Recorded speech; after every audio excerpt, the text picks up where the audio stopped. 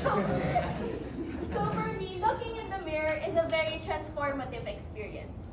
Pwede siyang negative, pwedeng positive. Kasi minsan pag tumitingin ako sa mirror, there are times na, ala, ganda ko naman. But really most of the time, what I see in the mirror are my insecurities.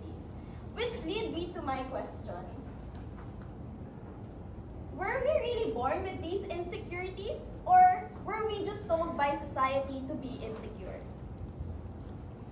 So I was born with a caramel nickel-sized patch at my chest and a larger one at the back. In addition to that, meron akong tahi sa ulo kasi nahulog ako sa hagdan nung bata ako, literally from top to bottom.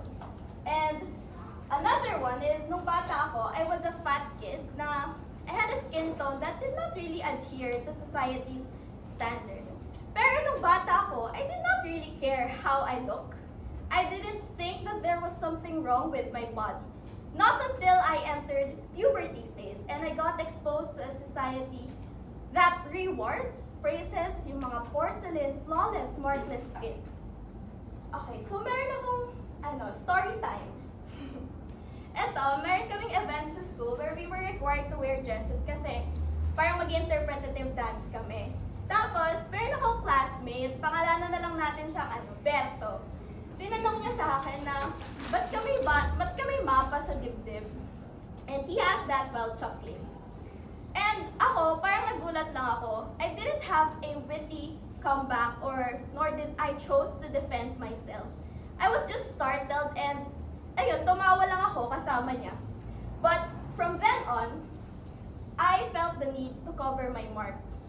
Kasi feel ko, ayoko nung sinasabi, parang napapansin siya rather ng ibang tao. I don't want other people to make remarks about it. So, ayun. So, after that incident, I ensure na every gala ko with my friends or family is parang taklob na taklob ako na di ako nag-wear ng mga plunging necklines clothes, mga v-neck, backless, basta anything that would reveal my birthmarks kasi nga ayoko siyang napapansin. Okay, so another story time. Ito naman kasal, tapos abay ako. And you can see, naka-orange ako dyan. Tapos alam niyo yung mga relatives nyo na papansinin lahat sa inyo na hindi nyo naman mababago in 5 minutes. Yan. So, inask niya sa akin na, naku, naka-orange ka pa. Ba't ka pa nag-orange? Ang itim-itim mo na nga. And then, after that, incident din. I never wore bright colors. Tapos, tuwing bibili kami ng mom ko ng clothes, I would always consider na, hindi ba nakakaitim to? Hindi ba pangit sa akin to? Kasi parang, kahit gustong-gusto ko na yung damit, hindi ko siya bibili kasi, alam yun, ayoko nang may masabi yung ibang tao. So what followed was a period of body insecurities and a lifelong fear of theatrics. And the one I treated as an enemy for so long was the mirror. Every time I see my reflection sa mirror, what I only see are my so-called imperfections. And I hear the voice of my school's Regina George laughing at it. So what I did is that I ate less, I worked out just to lose weight, I started to use every kojic in the market just to achieve that porcelain skin. And I also started to use concealers para ma-cover yung birthmarks ko. You see, parang ako yung nag-adjust. Although, there's nothing wrong with using these. Kung ito naman yung nakakapag-lessen ng insecurities natin. What's wrong for me is, I did them for other people. I didn't do it for myself. I did it to please others. So that's also when I realized I have to take action. The following slides are some tips that have helped me overcome my insecurities or just lessen, ganun. So, first tip, it's all in the mind, not the body. Our body is not the problem, our mind is. Can you repeat after me? Our body is not the problem, our mind is. Our body is not the problem, our mind is. Yeah, so we're so used to thinking that our body is a problem because we were programmed by society to think that way. From diet culture, unrealistic beauty standards, tapos may mga family dynamics pa. These all have conditioned us to think negatively about our bodies.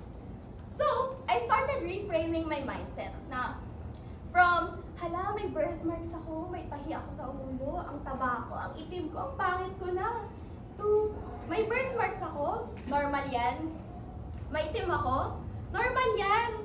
I gained weight, normal yan. So, you see, for example, here in the Philippines, we Morenas or Morenos, we do not really get, or we rarely get compliments about our skin. Diba? So, it led us to think na kailangan meron tayong pantay or maputing skin just so that other people would call us beautiful. But did you also know that we Morenas belong to the type 4 in the Fitzpatrick scale? This means that we burn minimally, but we easily get tan. So, since meron tayong tropical weather here sa Philippines, and ayun, we get that, it's normal for us to get tan easily kasi lagi tayong na-expose sa araw. So, the key point here is, that's just how our skin is, kaya tayo nagiging tan, and that's normal. Another tip, social media as a transformative tool.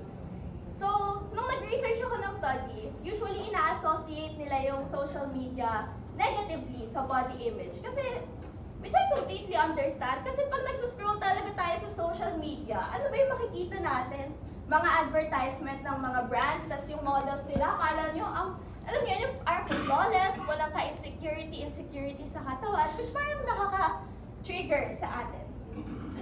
So, ang ginawa ko is that, or rather, my point here is that I want you guys to choose the content that you want yourself to be influenced by.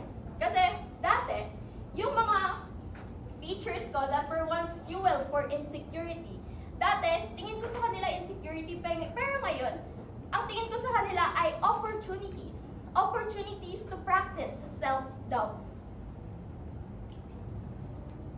So, these content creators have helped me na parang malasan yung insecurities ko. I in fairness and Miss Lina, kasi lagi na lang, pag nagsuscroll ako sa TikTok, I usually see their contents about body positivity, how having tan skin or gaining weight is normal.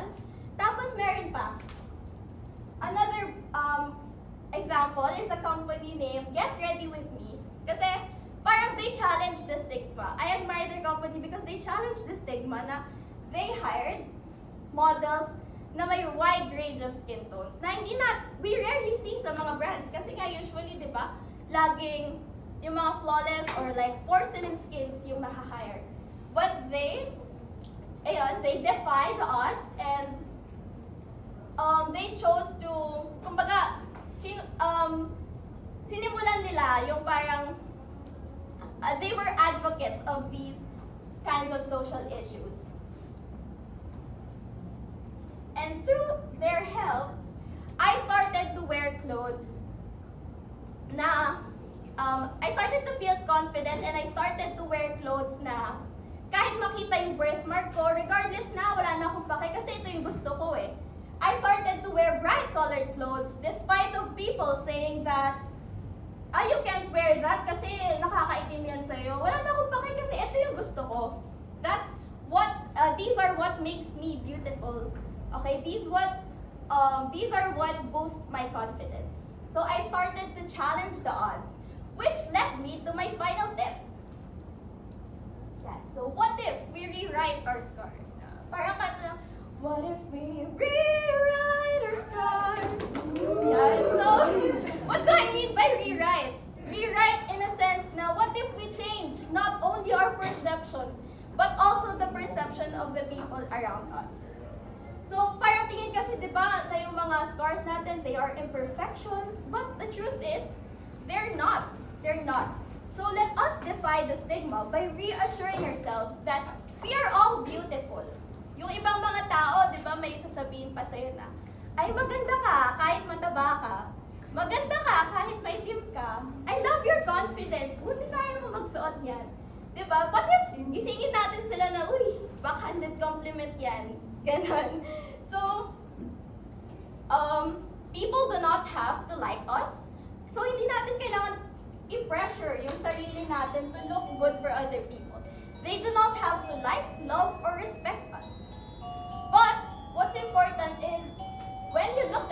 mirror, you better love what you see. You have to value what you see. Because through that, our insecurities won't matter much anymore. So let's start befriending the mirror. Let's not treat it as an enemy. Let's start befriending it. Let's start valuing what we see. Let's start wearing whatever we want. And let's start being free. And as I end, I would like to quote a line from the song Scars to Your Beautiful. So, kaya lang. And you don't have to change a thing, the world should change its heart. No scars to your beautiful, we're stars.